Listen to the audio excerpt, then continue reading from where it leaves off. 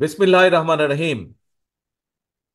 আজকের এই জনসভার সম্মানিত সভাপতি, মঞ্চে উপস্থিত স্থায়ী কমিটির সম্মানিত সদস্য জনাব নজরুল ইসলাম খান, উপস্থিত সম্মানিত নেতা জনাব ফজলুর রহমান সহ উপস্থিত নেতৃবৃন্দ, মঞ্চে উপস্থিত আন্দোলনে শহীদ পরিবারের সদস্যবৃন্দ, উপস্থিত আন্দোলনে ক্ষতিগ্রস্ত পরিবারের সদস্যবৃন্দ, আমার সামনে উপস্থিত কিশোরগঞ্জবাসী, কিশোরগঞ্জের বিভিন্ন এলাকা থেকে আগত প্রিয় ভাই ও বোনেরা, আসসালাম আলাইকুম। প্রিয় ভাই বোনেরা, আজকে আমরা সকলে এই মাঠে, আপনারা এই যে হাজারো মানুষ এই মাঠে আপনারা একত্রিত হয়েছেন আজকে আজকে আমরা এখানে একটি মুক্ত পরিবেশে কথা বলছি, একটি ভয়হীন পরিবেশে আমরা সকলে কথা বলছি। একটু আগে আপনারা দেখেছেন মঞ্চে কিছু মানুষ কথা বলেছেন। কোন সেই মানুষগুলো? যেই মানুষগুলো স্বজনদেরকে তারা হারিয়েছেন বিগত স্বৈরাচার আন্দোলনের সময়। আমরা কিছু মানুষের বক্তব্য শুনেছি যারা নিজেরা শারীরিকভাবে ক্ষতিগ্রস্ত হয়েছেন, নির্যাতিত হয়েছেন, অত্যাচারিত হয়েছেন বিগত স্বৈরাচারের বিরুদ্ধে আন্দোলনের সময়। প্রিয় ভাই বোনেরা, এই যেই মানুষগুলোর কথা আমরা শুনেছি, সেই মানুষগুলোকে সম্মান জানানোর জন্য, শ্রদ্ধা জানানোর জন্য, সেই শহীদ পরিবারের স্বজনদেরকে, শহীদ পরিবারের সদস্যদেরকে সম্মান জানানোর জন্য আজ আমরা সকলে একত্রিত হয়েছি। এই যে যেই ভয়হীন পরিবেশে আজ আমরা এখানে আলাপ করছি, কথা বলছি, একত্রিত হয়েছি, সমবেত হয়েছি, এই শঙ্কামুক্ত পরিবেশে যে আমরা আজ একত্রিত হয়েছি, এই সময়টার জন্য বিগত 17 বছর এই দেশের মানুষকে অপেক্ষা করতে হয়েছে।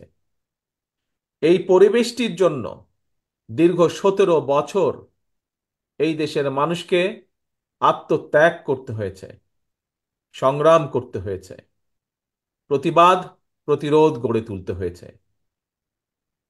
প্রিয় ভাই বোনেরা, আজকে এই কিশোরগঞ্জ জেলাতেই আমরা আমাদের 16 জন মানুষকে হারিয়েছি, 17 জন মানুষকে আমরা হারিয়েছি, 17 জন মানুষকে আমরা এই কিশোরগঞ্জের মানুষকে আমরা হারিয়েছি, যারা আত্মত্যাগ করেছেন এই দেশের মানুষের অধিকারের জন্য, নিজেদের জীবনকে আত্মত্যাগ করেছেন।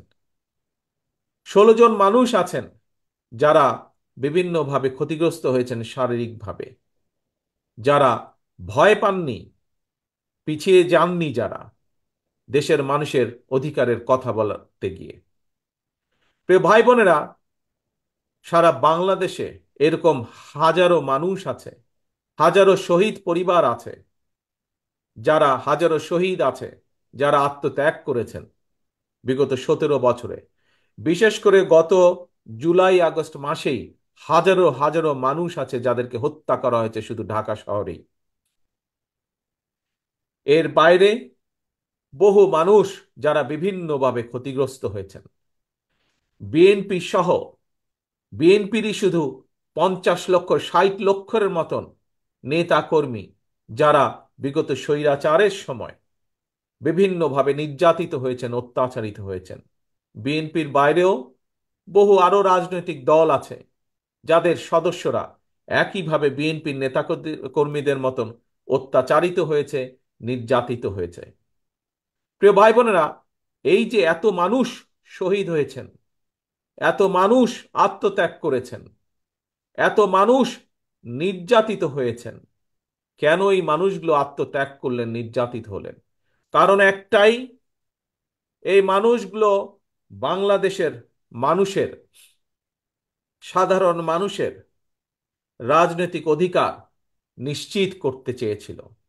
আমরা যে আজকে মুক্ত পরিবেশে কথা বলছি, এই রকম একটি মুক্ত পরিবেশের নিশ্চয়তা নিশ্চিত করতে চেয়েছিল এই মানুষগুলো। কিন্তু আমরা দেখেছি স্বৈরাচার দাবিয়ে রাখতে চেয়েছিল এই বাংলাদেশের মানুষকে। প্রিয় ভাই বোনেরা, এই বাংলাদেশের মানুষ দেখিয়ে দিয়েছে যে তারা গুলির সামনে, নিজেদের বুক পেতে দিতে রাজি, তারপরেও বাংলাদেশের মানুষ স্বৈরাচারকে মেনে নিতে রাজি না। এবং সেই জন্যই হাজারো মানুষের আত্মত্যাগের বিনিময় আজ আমরা এই বাংলাদেশকে পেয়েছি। ৭১ সালে যেমন লক্ষ শহীদের আত্মত্যাগের বিনিময় এই দেশ স্বাধীন হয়েছিল, আবারও ২০২৪ সালের আগস্ট মাসে আমরা এই দেশের স্বাধীনতা, সার্বভৌমত্ব এবং মানুষের অধিকার নিশ্চিত করে স্বৈরাচারকে বিদায় করতে সক্ষম হয়েছি জনগণের সংগ্রামের মাধ্যমে, জন অভ্যুত্থানের মাধ্যমে। প্রিয় ভাই বোনেরা, এই যে এই আত্মত্যাগ, এই যে এই বিসর্জন, এটিকে আমাদের ধরে রাখতে হবে, এটির মূল্য আমাদেরকে দিতে হবে। আজকে সমগ্র বাংলাদেশের মানুষ একটি নতুন প্রত্যাশা নিয়ে সামনের দিকে তাকিয়ে আছে, ভবিষ্যতের দিকে তাকিয়ে আছে। অর্থাৎ বাংলাদেশের মানুষ যেই প্রত্যাশা নিয়ে সেই বিগত পতিত স্বৈরাচারের বিরুদ্ধে আন্দোলন করেছিল, সেই প্রত্যাশার প্রতিফলন ঘটাতে হবে।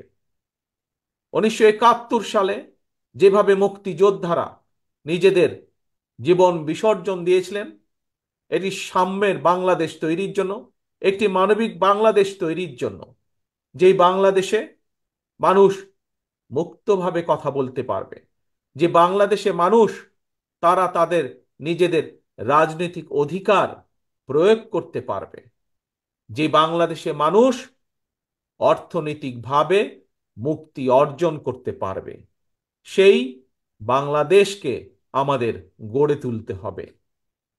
প্রিয় ভাই বোনেরা, আজ স্বৈরাচারের পতন হয়েছে। স্বৈরাচারের পতন হবার পরেও স্বৈরাচারের কিছু প্রেতাত্মারা কিন্তু এখনো দেশে রয়ে গিয়েছে। আমরা বারে বারে বলেছি, আমরা বারে বারে বলছি, আবারও বলেছি, আবারও বলতে চাই যে আজকে লাখো জনতার আত্মত্যাগের বিনিময় যে অন্তর্বর্তীকালীন সরকার প্রতিষ্ঠিত হয়েছে, এই সরকার জনগণের রাজনৈতিক যে প্রত্যাশা, জনগণের রাজনৈতিক যে অধিকার, যার জন্য বাংলাদেশের মানুষ বিগত ১৭ বছর ধরে সংগ্রাম করছে, সেই অধিকার যাতে সঠিকভাবে প্রতিষ্ঠিত হয়, তার জন্য তারা পদক্ষেপ গ্রহণ করবে। কিন্তু কিন্তু এটিও সতর্কভাবে খেয়াল রাখতে হবে আমাদেরকে যে তারা এই কাজটি, জনগণের এই কাজটি করতে গিয়ে জনগণের রাজনৈতিক অধিকার প্রতিষ্ঠা যে কাজ, সেটি করতে গিয়ে এমন কোনো পরিস্থিতির উদ্ভব যেন না হয় যাতে করে অন্য স্বৈরাচার আবার কোনো ষড়যন্ত্র করার সুযোগ পায়। স্বৈরাচারের প্রেতাত্মারা বসে নেই, তারা তাদের ষড়যন্ত্রকে অব্যাহত রেখেছে। কাজে প্রিয় ভাই বোনেরা, গণতন্ত্রের পক্ষের সকল রাজনৈতিক দল, গণতন্ত্রের পক্ষের প্রতিটি মানুষকে আজ সতর্ক থাকতে হবে, সজাগ থাকতে হবে। একইভাবে যেরকম আমরা এই অন্তর্বর্তীকালীন সরকারকে সহযোগিতা করব, একই সাথে আমাদেরকে এটাও বলবে যে কোথায় কি সমস্যা হচ্ছে এবং কিভাবে তার সমাধান করতে হবে, সেই সহযোগিতা আমাদের তাদেরকে দিতে হবে। প্রিয় ভাই বোনেরা, আজকে সমগ্র বাংলাদেশের মানুষ প্রত্যাশা করছে, কি প্রত্যাশা করছে? যে তাদের প্রিয় দল বাংলাদেশ জাতীয়তাবাদী দল বিএনপি ইনশাল্লাহ জনগণের সমর্থন নিয়ে আগামীতে সরকার গঠন করতে সক্ষম হলে